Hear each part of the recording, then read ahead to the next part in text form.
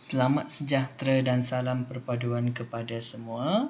Anda bersama dengan Cikgu AJ dalam Jom Belajar bersama saya. Hari ini kita akan belajar Bahasa Melayu bagi tahun 5 yang bertajuk Imbuhan Pinjaman. Baiklah adik-adik, objektif kita pada akhir PDP ini murid-murid dapat memahami imbuhan pinjaman. Sebagai pengenalan, pengimbuhan ialah proses menambahkan imbuhan pada kata dasar untuk menerbitkan kata yang baharu. Kata terbitan yang terbentuk boleh terdiri daripada kata nama, kata kerja, kata adjektif, kata bilangan dan kata keterangan. Terdapat 5 jenis imbuhan. Berapa jenis imbuhan ya adik-adik? 5, 1, 2, 3, 4 dan 5. Baiklah, yang pertama, imbuhan awalan, imbuhan akhiran, imbuhan apitan, imbuhan sisipan dan imbuhan pinjaman. Hari ini Cikgu AJ nak bincang tentang imbuhan pinjaman. Baiklah adik-adik, imbuhan pinjaman ialah imbuhan asing yang diterima sebagai imbuhan baharu dalam bahasa Melayu. Kebanyakan imbuhan tersebut berasal daripada bahasa Sanskrit, bahasa Arab dan bahasa Inggeris. Imbuhan pinjaman ini berfungsi untuk membentuk kata nama. Imbuhan pinjaman terbahagi kepada imbuhan awalan dan imbuhan akhiran. Baiklah adik-adik, cuba kita lihat imbuhan pinjaman awalan. Di sini Cikgu AJ ketengahkan beberapa contoh untuk memudahkan pemahaman adik-adik. Yang pertama, imbuhan pinjaman awalan iaitu maha, bermaksud paling atau tahap terbesar, tertinggi dan teragung. Antara contohnya, maha guru, bermaksud profesor atau orang tertinggi. Kedua, Mahameru bermakna gunung tempat tinggal dewa-dewa. Maharaja bermakna raja besar. Maharani bermakna permaisuri atau ratu atau raja perempuan. Mahasiswa, penuntut di universiti. Mahasiswi, penuntut perempuan di universiti. Seterusnya, pra, bermaksud sebelum atau syarat kepada sesuatu. Antara contoh perkataan, pra akhir bermaksud sebelum akhir.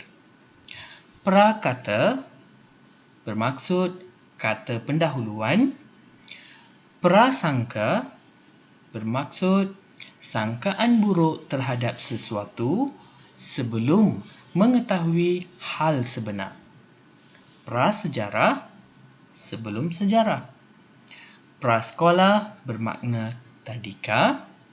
Prasiswaza bermakna orang yang belum lulus sebagai siswaza.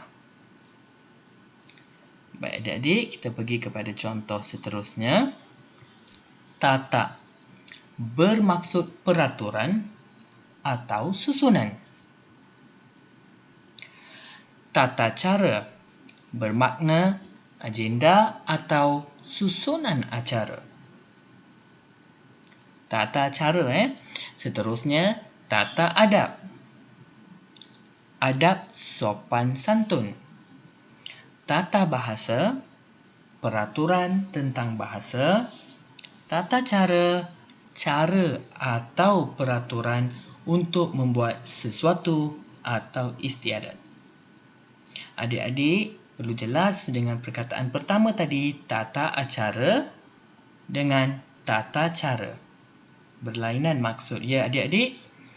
Seterusnya, kita pergi pada contoh dwi bermaksud dua. Dwi bahasa bermakna dua bahasa. Dwi bulan bermakna 2 bulan sekali. Dwi cabang mempunyai 2 cabang.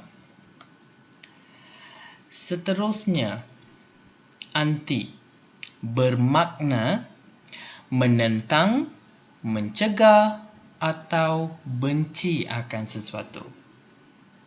Antara contoh perkataan, anti jenayah, menentang kegiatan jenayah. Antibiotik bermaksud memusnahkan kuman.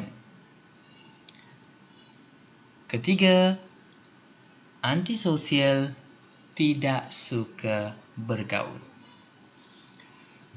Baiklah adik-adik, contoh seterusnya, pro bermaksud menyokong atau berpihak kepada sesuatu.